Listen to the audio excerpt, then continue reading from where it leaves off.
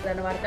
ఆంధ్రప్రదేశ్ రాష్ట్రంలోని తూర్పు కనుమలు Nagarjuna Sagar Srisailam tiger reserve ప్రాంతాల్లో పులుల సంఖ్యను పెంచడంతో పాటు జన్యుపరమైన సమస్యలను అధిగమించేందుకు దిశగా కీలక పరిణామం చోటు చేసుకుంది. ఈ నేపథ్యంలో ఆంధ్రప్రదేశ్ ఉప ముఖ్యమంత్రి జనసేన పార్టీ అధ్యక్షులు శ్రీ పవన్ కళ్యాణ్ గారు మహారాష్ట్ర ముఖ్యమంత్రి శ్రీ దేవేంద్ర ఫడ్నవీస్ గారిని మర్యాదపూర్వకంగా కలిసి ప్రత్యేక చర్చించారు. తూర్పు కనుమల మరియు నాగార్జున సాగర్ శ్రీశైలం అటవీ ప్రాంతంలో ప్రస్తుతం పులుల సంతానోత్పత్తిలో అజన్యపరమైన సమస్యలు తలెత్తుతున్నాయని నిపుణులు సూచిస్తున్న నేపథ్యంలో మహారాష్ట్రలోని టైగర్ రిజర్వుల నుంచి 2 ఆడపులను ఆంధ్రప్రదేశ్కు అందించాలని పవన్ కళ్యాణ్ గారు విజ్ఞప్తి చేశారు.